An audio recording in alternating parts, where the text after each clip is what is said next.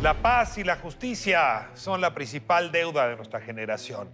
Hoy se habla de una gran reforma al Poder Judicial Federal que justamente corre por este objetivo. Hoy, en La Mira, analizamos el tema. La indignación generalizada por los feminicidios, por el caso Fátima, por muchos otros, tiene una razón de ser. Y esa razón de ser es la impunidad y la indiferencia.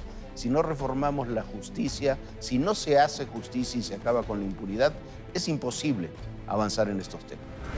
Los hechos nos muestran que la justicia en México requiere una profunda reforma y adecuación a la triste realidad que vivimos. Una es la reforma al Poder Judicial, que ya está en marcha. Reforma al Poder Judicial, un tema pendiente todavía en la agenda mexicana. Esto en La Mira. Comenzamos.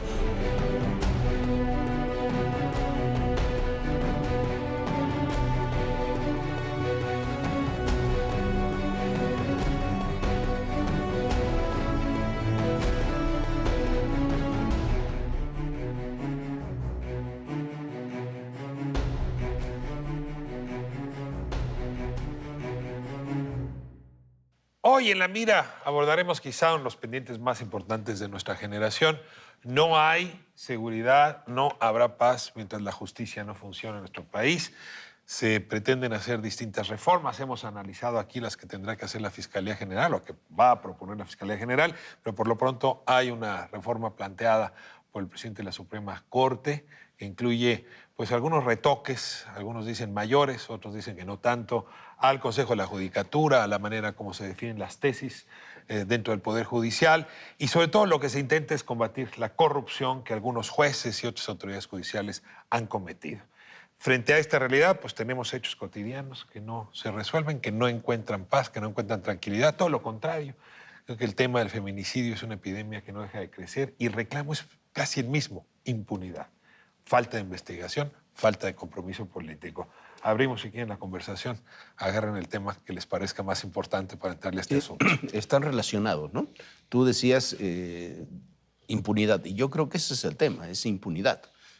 No es solamente responsabilidad, por supuesto, del Poder Judicial. Yo creo que la reforma es buena en la mayor parte de sus puntos, pero el problema es que tenemos unos índices de impunidad que, de acuerdo al tipo de delito, oscilan entre 96 y 99% de los delitos denunciados, ni siquiera de los delitos que se cometen.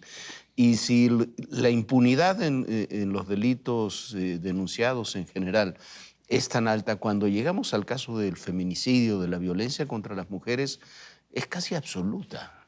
Es tanto en asesinatos, en feminicidios, como en agresiones sexuales, agresiones familiares, acoso. No funciona la justicia, y no funciona porque incluso no funciona dentro del propio aparato judicial. Parte de la reforma de Saldívar es para combatir el acoso dentro del propio Poder Judicial. Y me parece que si hay tanta indignación sobre lo que ha ocurrido con Fátima, con Ingrid, con muchos otros casos, esa indignación se explica por la impunidad en que han girado estos y miles de casos más en el pasado inmediato. Yo creo que esta reforma al Poder Judicial tiene un valor adicional. Ya todos están conscientes de que hay que realizarla y es una urgencia nacional. La redacta, la hace el Poder Judicial, la firma el presidente y asiste la representación del Congreso a su presentación. Es decir, son los tres poderes. Hay una plena conciencia de la urgencia de una reforma al Poder Judicial. Nunca serán suficientes, pero aquí toca aspectos relevantes. Uno, que es garantizar el castigo a la corrupción dentro del Poder Judicial. Porque si bien es cierto que los ministerios públicos suelen plantear muy mal las cosas, en el Poder Judicial, y aquí coinciden este presidente, el anterior y el anteanterior, dentro del Poder Judicial hay problemas severos que dejan libres a delincuentes. Y eso se llama corrupción y también se llama intimidación, que quizá es la parte que le falta a la reforma, una protección a los jueces en determinadas circunstancias. Y castiga los nombramientos por nepotismo. Esto de poner al compadre parecía la gente, a veces en algunos casos el Poder Judicial, que el compadre, la novia, el amigo, no, y el sobrino y el primo. Creo que es una reforma judicial vista en un primer plano, positiva, necesaria y que da a una perspectiva de género que no existía en el Poder Judicial. Ahora hay que añadirle a esto, sin duda alguna, el tema de los jueces federales y los jueces estatales, que es otro elemento que hay que tomar en cuenta. Hay problemáticas que se han manejado desde el punto de vista de lo que es la justicia local, que es una justicia que no tiene a veces ningún tipo ni de contrapeso ni de conexión, y en donde jueces locales, sobre ellos no hay absolutamente ningún tipo de supervisión, que dependen incluso de los propios gobernadores y hacen exactamente lo que se les pega la gana, incluso como un mecanismo totalmente arbitrario del ejercicio mismo del propio derecho. Y por otra parte, jueces federales que actúan muy, como decía Pablo, en el término no solo del nepotismo, sino del interés económico, del interés propio de una corrupción que no tiene en el Consejo de la Judicatura ningún tipo tampoco de vigilancia como tal. Y el otro elemento que también se planteaba, que es el de los ministerios públicos, que uno no tiene en preparación, otro, este argumento que es permanente, el de integrar las averiguaciones previas mal, dicen.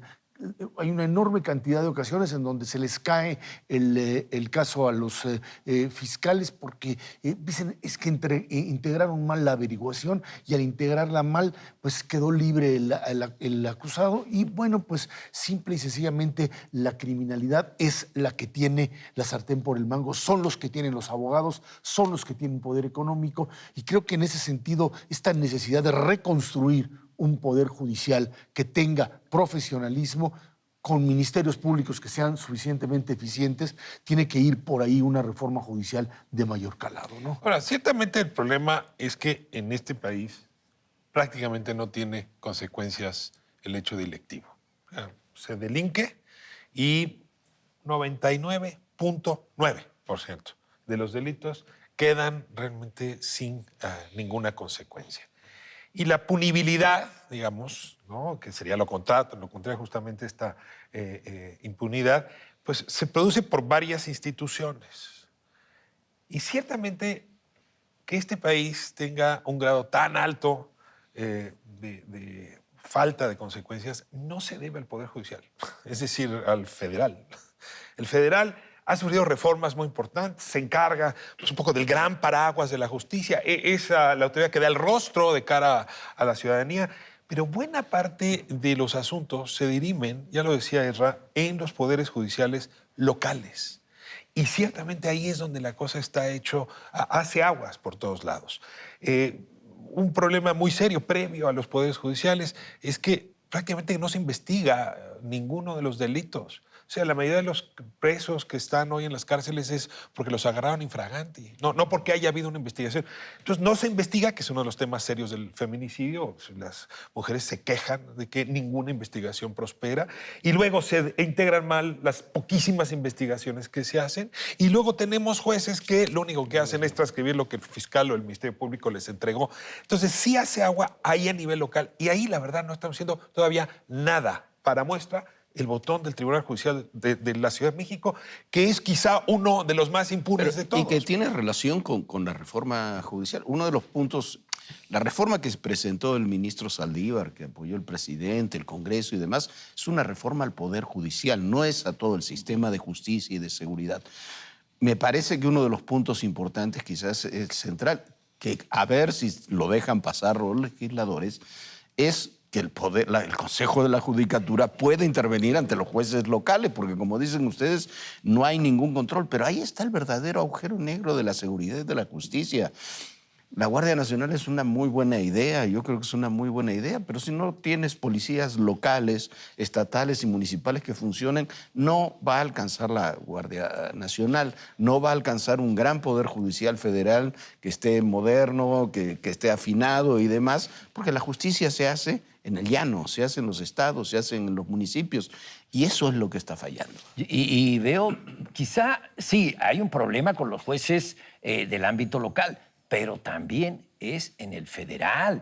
No nos olvidemos, solamente hay consecuencias y consecuencias fuertes. Bueno, el solamente es muy absoluto, pero generalmente hay consecuencias y consecuencias fuertes cuando tienes al Estado de frente. Ahí sí, cuando te cae el Estado encima, no tienes escapatoria. Puedes decir, te pueden inventar una licencia de conducir, o te pueden inventar que fueron 4 o 5 tiradores, como en el caso de Chapa Besanilla y este muchacho Tom Cortés, que tuvieron preso en Almoloya 1 año, 2 años, le remontaron el tímpano a tortura. Es decir, cuando tienes al Estado de frente, como se dice en el argot judicial, una orden de aprehensión y un vasito de agua no se le niegan a nadie.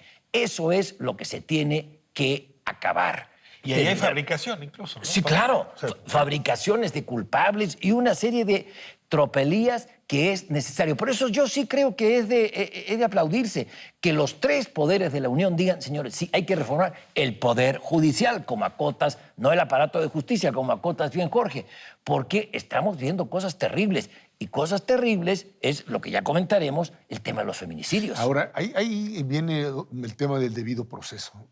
Es algo que en México, en la medida en que todo este tema de impartición de justicia está totalmente copado o acotado más bien, el debido proceso tendría necesariamente que estar muy bien delimitado en qué es lo que, independientemente que se lleve bien, se haga bien, se desarrolle, esté bien hecho, si hay algún tipo de falta, a pesar de la falta, esto proceda.